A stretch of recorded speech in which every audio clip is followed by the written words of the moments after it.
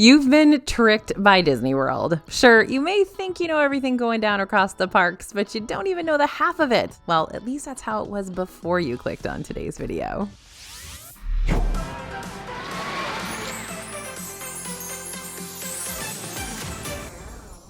Hey everybody, it's AJ for Disney Food Blog. Whether it be after park hours or out in broad daylight, Disney World is constantly doing things behind the scenes to improve your experience and keep everyone safe and make a little extra cha-ching while they're at it. So what are the super sneaky things Disney World is up to that they try to keep under wraps? Let's pull back that curtain and take a peek. Tiana's Bayou Adventure is opening June 28th, 2024, and we've seen a lot of progress happening for it over in Frontierland. In fact, we've even seen the log flume start going down that 5-story drop again. So what's the holdup? Why hasn't the ride reopened yet if it's working? Well, it's like an iceberg. We might be able to see the tip of it, but there's so much more going on underneath the surface. Fun fact about the DFB team. Several of our writers and reporters actually worked in the Disney parks before joining our big happy journalism family. So we decided to pick one of our reporters' brains for a minute since she had been a part of the opening team for Guardians of the Galaxy Cosmic Rewind in Epcot, just to see if we could figure out what might be happening right now over at Tiana's Bayou Adventure. Keep in mind that Cosmic Rewind and Tiana's are completely different beasts, one being a newly built coaster and the other a reimagined ride using the same track as before. So our reporter's experience more than likely won't reveal exactly what's going on, but it'll help us at least get a clearer understanding for what's going on behind those construction walls. Cast members who are part of the opening team will need to be trained on the attraction and get plenty of practice before opening day. That's why if you go to Magic Kingdom before Tiana's big opening, you might spot cast members riding the ride. Sure, it's a nice perk that comes along with the job, but it's also an important part of the overall process. Cast members not only need to be able to explain the ride to new guests, but it also provides practice for other cast members when it comes to general operations. Before CMs can ride, though, the ride is first tested with sandbags that mimic a human rider. And after the ride is operating properly and deemed safe, real humans need to test it out too. Usually Imagineers are among the first to ride and may have to make slight changes to the attraction after they've done those initial ride-throughs. Even after a ride has been deemed safe for humans, the testing doesn't stop there. The ride is cycled almost constantly to see how it does, and also to see what might happen after back-to-back ride-throughs. This also gives cast members the chance to practice ride evacuation procedures and emergency scenarios. An opening team for a new ride takes a lot of cast members, so before opening day, cast members spend a lot of time training. They also test out procedures, and whenever it's necessary, Disney may change up those procedures and then retrain. This could mean anything from trying a new grouping method to a new loading method to any procedure that might make the overall ride experience better and smoother. And after these things are all set in stone, cast members get to welcome select groups of guests ahead of time to practice their new roles. This is where those cast member, annual pass holder, and Disney Vacation Club member previews come into play. These previews not only give members an exclusive look at the ride before the general public, but they provide the opening team with a solid ride operating experience, minus the stress of it being fully open for everybody. So yeah, a lot goes on before opening day on the cast members' end. And while this extra bout of training does help the cast prep for when the new ride finally does open to the general public, I'd still recommend waiting out those initial first few weeks of a ride's opening before planning your entire trip right after a new experience opens.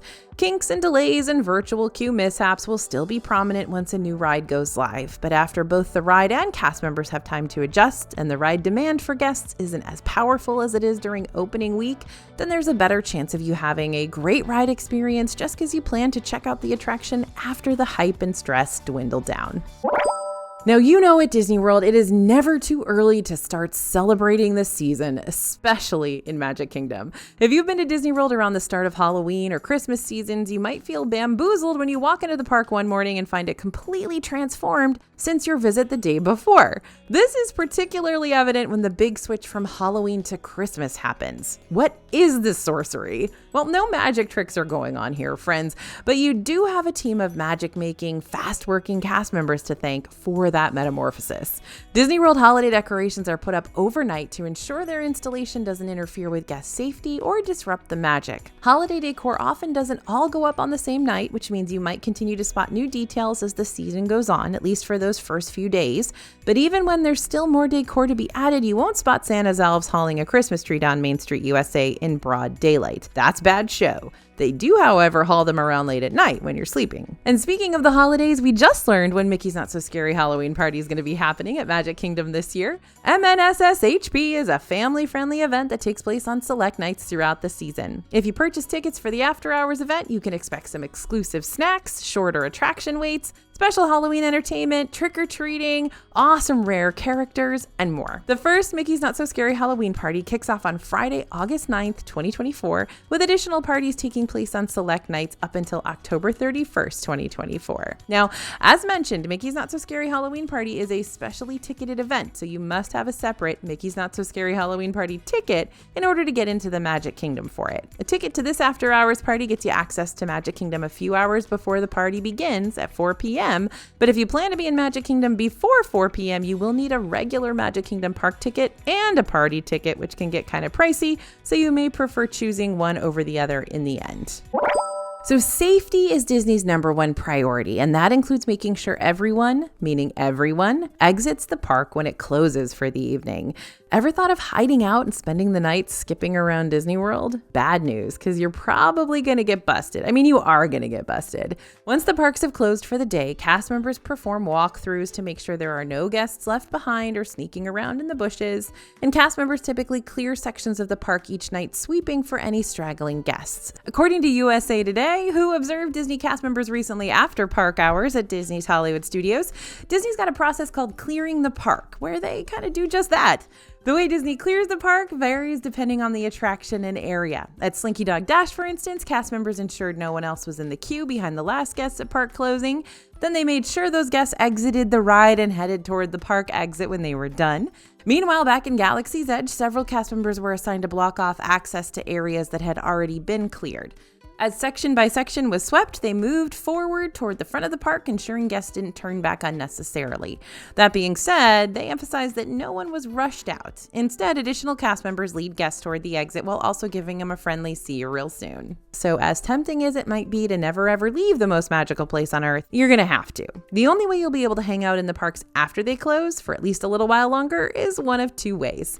You could use your extended evening hours perk if you've got it to use, which allows Disney's deluxe hotel guests the opportunity to hang out at select parks on certain nights up to 2 hours after they close to the general public, or you can purchase a ticket for one of those after-hours events. After-hours events also happen at certain parks on certain nights and allow event guests to hang out in the parks 3 hours past general closing time. These events boast drastically reduced crowds, rare character appearances, way shorter ride lines, and complimentary snacks too. But after these extended evening hours and after-hours opportunities wrap up, yeah, you're still gonna need to get on out. Think of Disney's daytime security team like Perry the Platypus. At first, Perry looks like a normal-ish platypus just chilling out with Phineas and Ferb, being all unsuspicious, but the moment he puts on his little brown agent hat, he is suddenly Perry the Platypus. As creepy as it might sound, Disney basically tracks you wherever you go in the parks. It's for safety reasons, 110%, but they do. While it may not look like it, there's really intense security inside the parks at all times, including surveillance cameras in the gift shops and on the rides and in the queues. The cameras inside the attractions are to protect guests since it can be very dangerous for you and others if someone just so happens to, say, stand up on a moving ride or do something explicit, like that guy who decided to take all his clothes off and go swimming in It's a Small World. Now, the only place we know there aren't cameras in Disney World is in the restrooms and in like changing rooms, since that's illegal. Other than that, anywhere in the parks is pretty much fair game. Besides the video surveillance, though, there are also a lot of plainclothes security guards through the parks, so that sea of guests you see in front of you, there's a very good chance at least one or two of those guests is actually a Disney security in disguise. Kind of feels like the Truman Show, right? Now, these plainclothes security members can keep an eye on everything that's going on and are often closer to the problems that arise than a cast member with a name tag. One of our reporters once saw a situation that involved shoplifting in a store, and a plainclothes security guard immediately apprehended the culprit and handled the situation, and nobody was the wiser. So what kind of things do these plainclothes security members keep an eye on? Well, aside from potential guest altercations, they're also making sure nothing gets sneakily swiped off the store shelves or that guests aren't abusing the lightning lane system. You know, just making sure everybody's keeping on their best behavior. While plainclothes security are pretty hard to spot if you're not looking for them because they are literally blending in with everybody else, if you see a Disney dad-like character standing by himself wearing a sneaky little earpiece, then you might have accidentally stumbled upon one. Now, that might feel kind of weird to know, but I also find it a little bit comforting, especially when I'm in a big crowd, which happens quite often in the parks. Are you ready for some more big time behind the scenes? When Disney World is preparing to debut a new fireworks show or a special display for a holiday or event, the show has to be tested before it's performed in front of guests. I don't know if you saw recently that Disney put out a video about testing their new drone show for Disney Springs. Now, as many Disney fans know, even outside of the busy season, there are still plenty of guests in the parks from roped off to close, which means the fireworks testing has to take place once the parks have already shut down for the day. And that means really late at night. So you might see glimpses of fireworks testing from outside the parks at nearby hotels. Usually they'll put up a little sandwich board that says fireworks testing will be happening tonight, but only by chance and if you stay up late enough to catch them. But since we're on the subject, which Disney World resorts tend to have the best fireworks views? At the Contemporary Resort, you can watch the Magic Kingdom fireworks from the resort's private balcony during your meal at California Grill. Not to mention, some of the Contemporary's rooms have fireworks views too. These are labeled as theme park view on the website, and they allow you to just look out your window or relax on your balcony for a great show. Just ask the front desk which channel to put on the TV so you can hear that music during the spectacular as well. And over at Polynesian Village Resort, you might be able to time your dinner reservation at Ohana just right so you can watch Happily Ever After from your table. Just keep in mind that not all Ohana seating has fireworks views, but you can improve your chances of getting a fireworks view by requesting it when you check in for your reservation. That type of seating is never guaranteed, even when you ask, but cast members will try to make it happen for you if they can. Please don't bug them or be upset with them if they can't. You can also see the Magic Kingdom fireworks for free from the beaches and boat docks around the hotels if you prefer. And then maybe you won't be quite so shoulder to shoulder with crowds as you watch the fireworks. These are great opportunities for proposals, by the way. Grand Floridian has good fireworks views too if you situate yourself around the marina, but you can also pair dining with pyrotechnics a little bit over at Narcoossee's. That's the resort's seafood restaurant that juts out over Seven Seas Lagoon.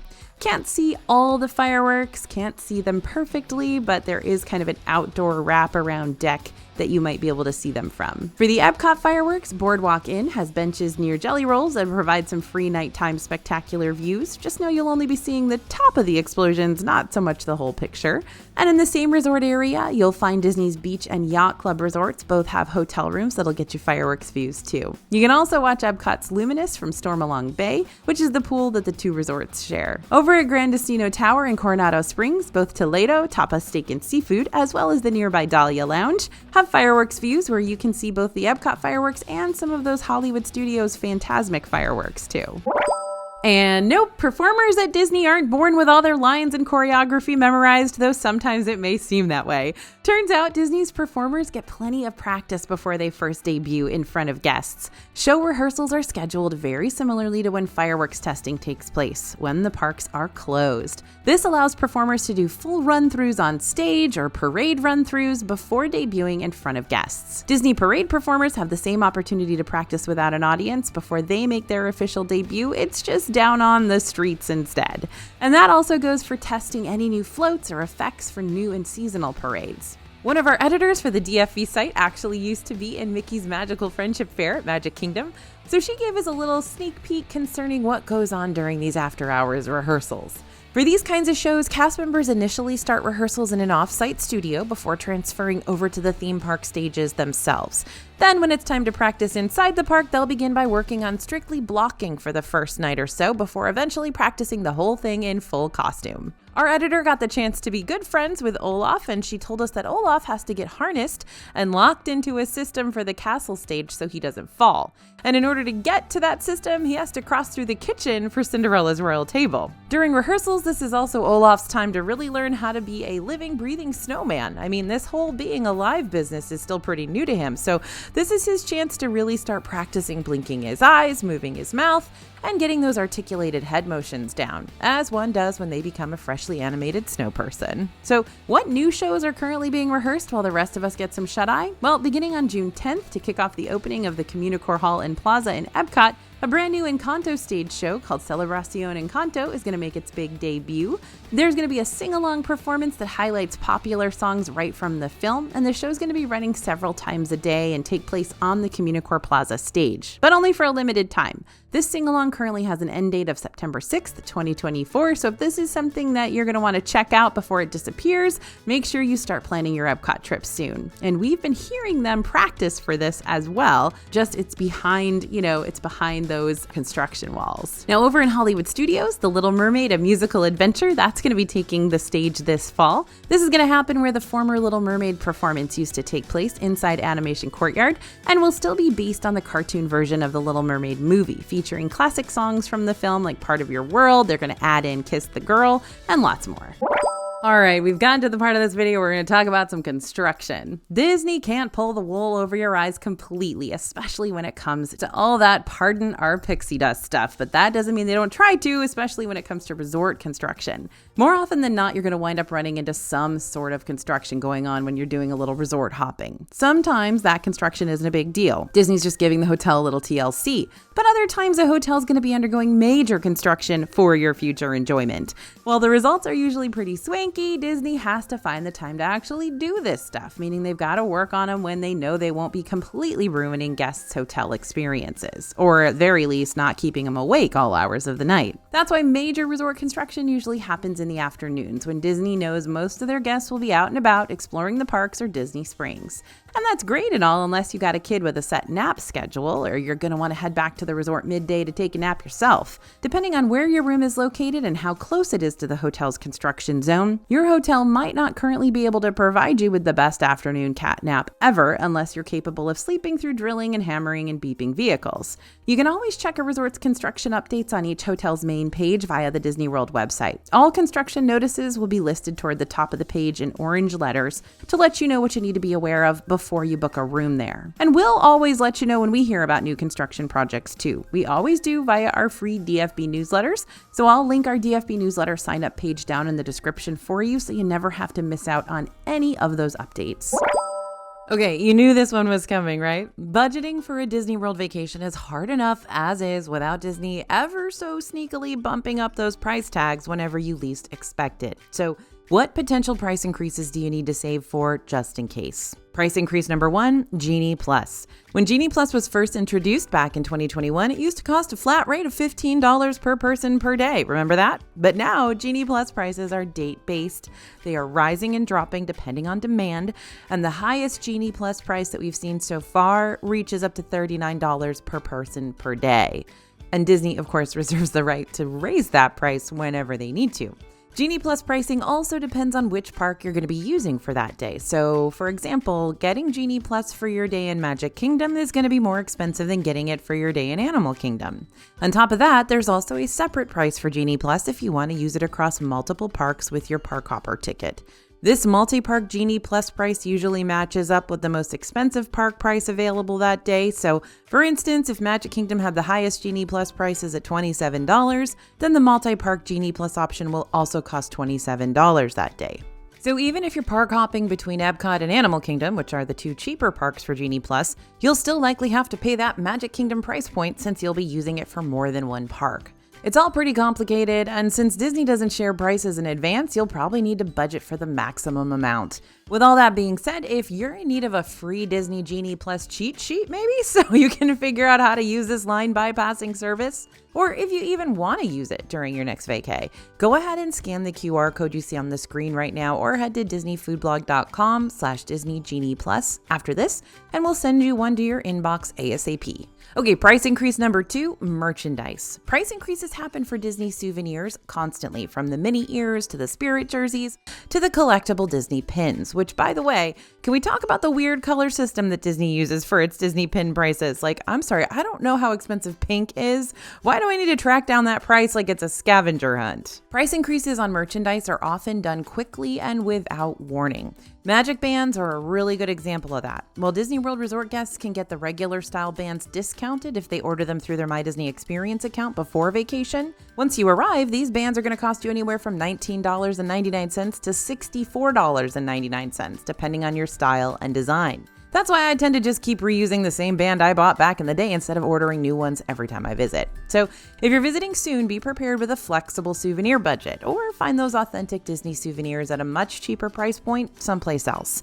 Often, the Disney Store website will run sales on select items straight from the parks, which also includes certain magic bands, or you can take a trip over to one of the character warehouses located in the Orlando Premium Outlets nearby. Those will sell overstocked Disney merch at discounted prices. Price increase number 3, food. We love our Disney food. We love it a lot, but it is getting more and more expensive. We're constantly spotting overnight price changes on restaurant menus that usually amount to just a few dollars at a time, but once you add all those price increases together, it could amount to a lot more than you spent on food during your last visit, even if your last visit wasn't too terribly long ago. In October 2023, hundreds of price increases hit Disney World, and many snacks were also affected. This includes things like Mickey pretzels, Starbucks drinks, Joffrey's coffee, Dole Whips, prefix meals, personal pizzas, premium ice cream bars, etc. Basically, you could throw a dart at any of these Disney menus and you'd more than likely hit a price increase. So, how can you better prepare yourself for the potential of Disney's spiked dining prices? Now,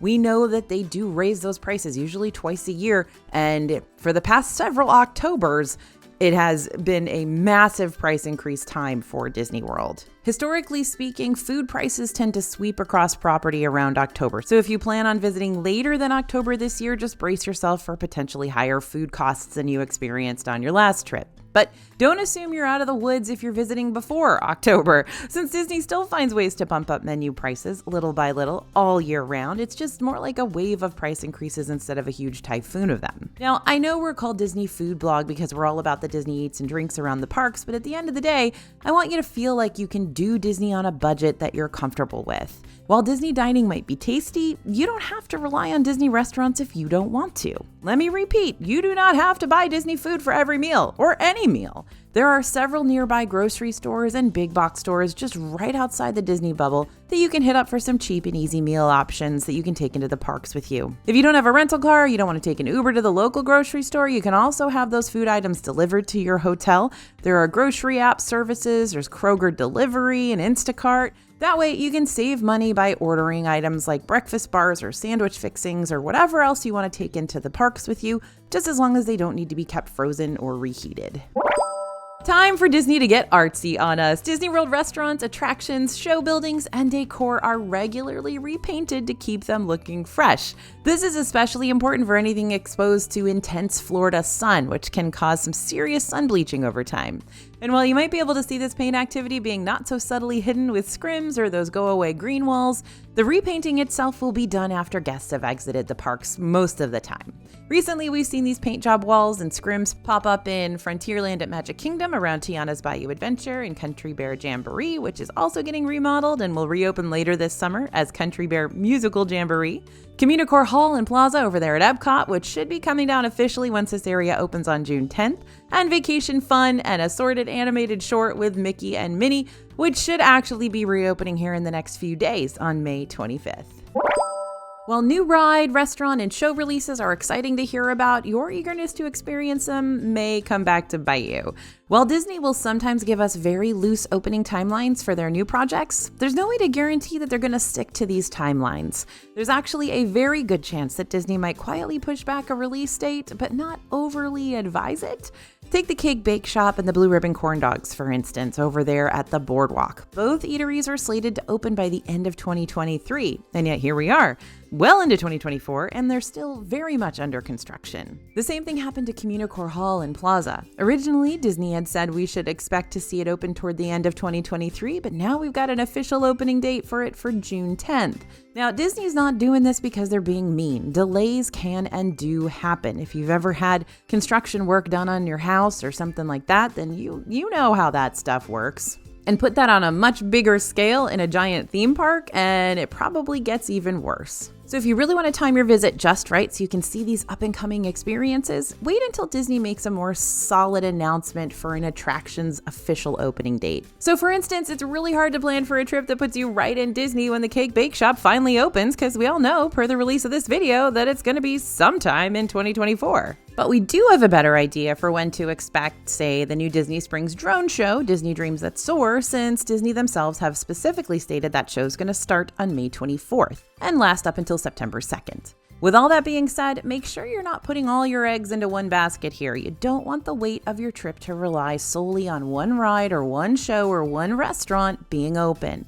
So many things could happen that'll delay an opening yet again or cause a ride or show to shut down for the day, or you may not even be able to get into a virtual queue or snag an advanced dining reservation. Lots of factors to consider. So make sure that when you're planning the big Disney trip of yours, you got a whole list of things you'll be excited to see and do rather than just being excited for one thing and one thing only.